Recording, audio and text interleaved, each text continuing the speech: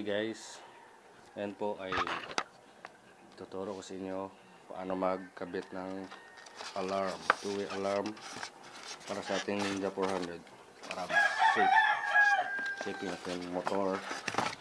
So ngayon gagamitin ko is Mukoto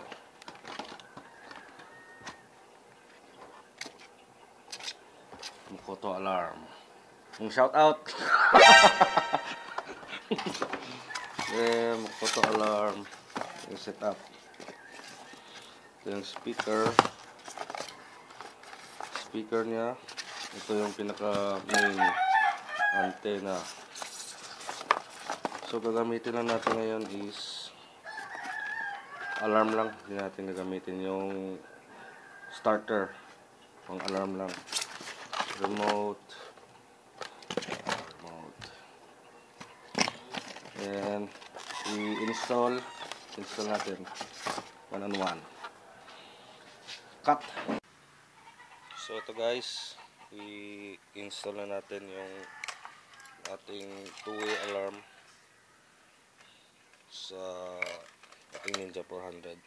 Bali binukod ko na yung mga kailangan lang. Ito disregard na to dahil para to sa mga sa kilis, hindi ko makailangan yan.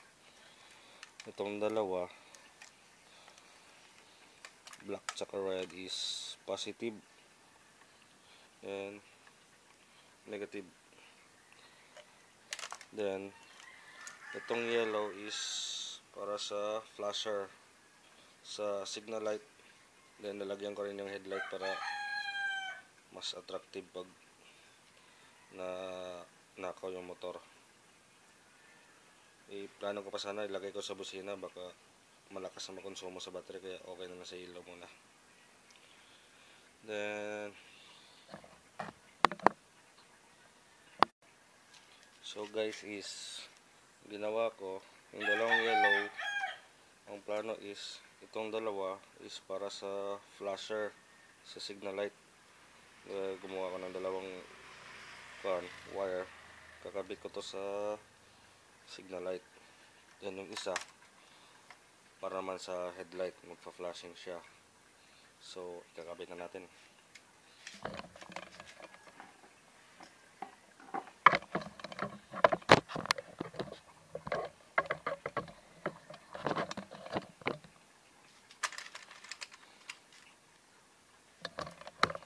So ang hanapin natin dito is yung sa signal light.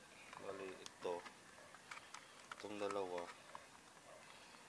is for signal light left and right.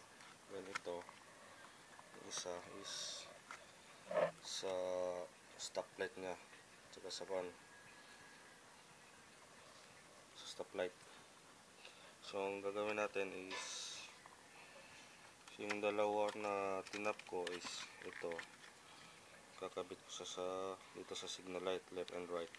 Yun yung isa is dito sa stoplight para umilaw yung headlight mag-flashing. So ikabit na natin.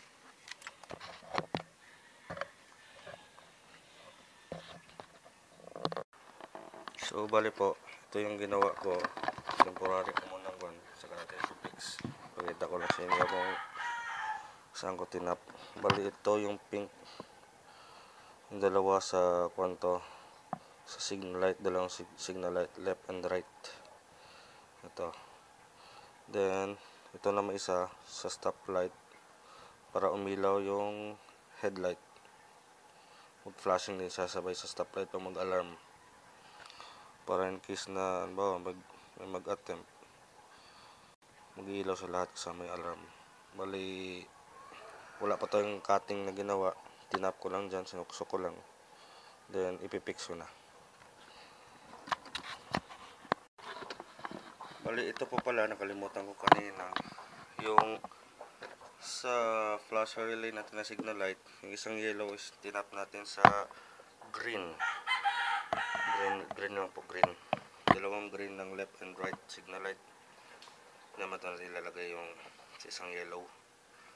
Then yung isa naman is sa stoplight para umilaw yung headlight, nilagay ko sa red. Ito po sa red. Kasi yung sa stoplight is red tsaka black. Automatic naman yung red is sa positive na, and then yung black is ground. Ganoon din sa signal light, green and black. Kaya doon ko nalagay sa green sa signal light. Then yung isa sa stoplight is sa red. So ang gagamitin ko sa kuan, kasi total sinuksok ko lang dyan, is igamitan ko ng glue stick. Glue stick ko siya kasi pag umaandar tayo, umaalog, may posibilidad na kumalas siya. I-glue stick ko muna siya sa kalagyan ng electrical tape. Ayan po ginawa ko, nilagyan ko siya ng glue stick. Glue stick ko siya para mag-pirmis na siya dyan. Tapos kahit nung umaalog, hindi siya makalas kasi sinuksok na nasa siya dyan. Hindi na tayo nagputol ng wire kasi mabovoid yung warranty. Then nilagyan ko na siya ng tape ngayon. Ayan po guys, nilagyan ko na siya ng tape. Babalik natin siya sa loob para kasong umulan is safe siya. And then ngayon naman hanapan naman natin yung kanyang speaker. Kaya pa ba kung saan nyo ilagay is sa akin ilalagay ko siya,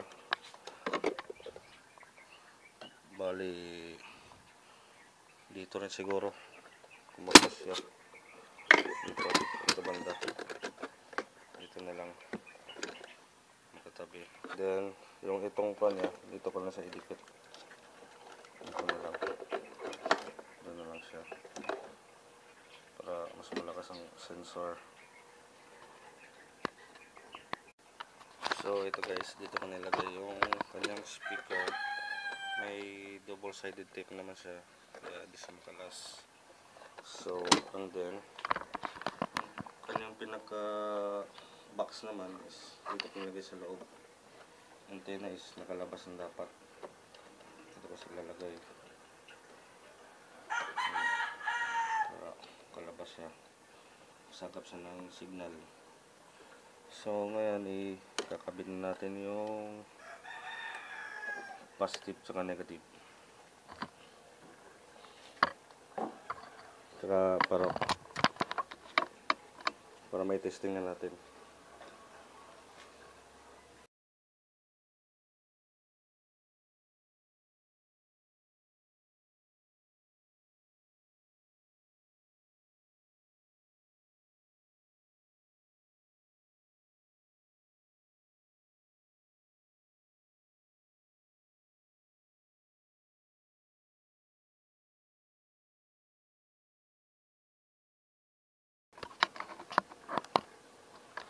Ngayon po is iti-testing natin yung ating remote.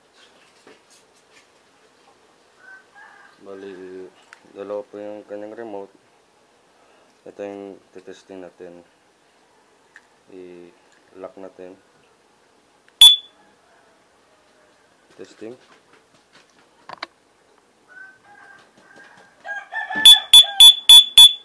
Warning. Isa pa.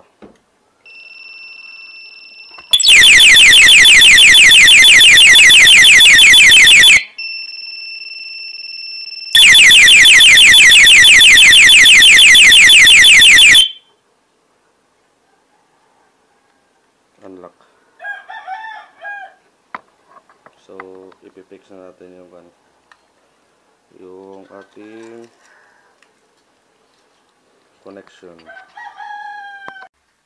Ngayon po i-testing natin na example, nasa park yung motor natin. Then i-lock natin.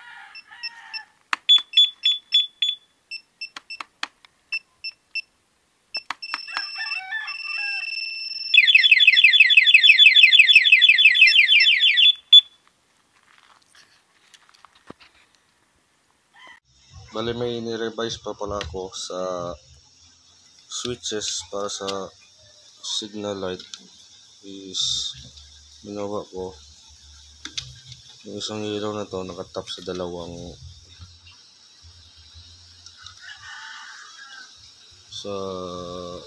signal light, kasi yung ginawa ko nung una is hindi ko magamit yung signal light pag tumatakbo. Yung nangyayari is nag-hazard, di gumagana yung left and right. So ang ginawa ko na lang, nilagyan ko siya ng switch para ilipat-lipat ko. Pag tumatakbo is i-off ko lang yung switch sa isa para gumana yung turn signal. Ganun ba, pag nakapark na, i-on ko siya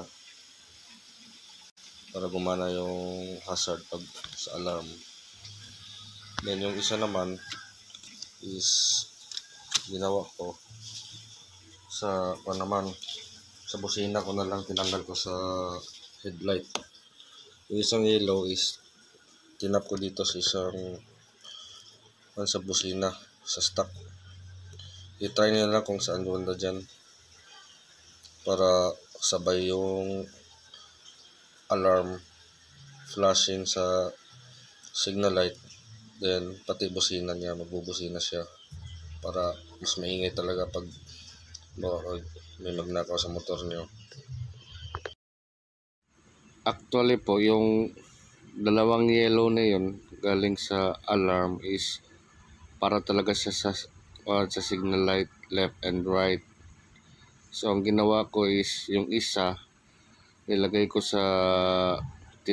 nilagyan ko ng dalawang wire left and right, and then yung isa namang yellow doon ko nilagay sa busina. Nung una headlight nilagay ko, pero nilipat ko na lang sa busina para mas maingay. Para mag-setting ng sensitivity sa alarm is press nyo lang, hold yung dalawang lock, long press. Sensitivity 1, ngayon ipalit natin sa level 2.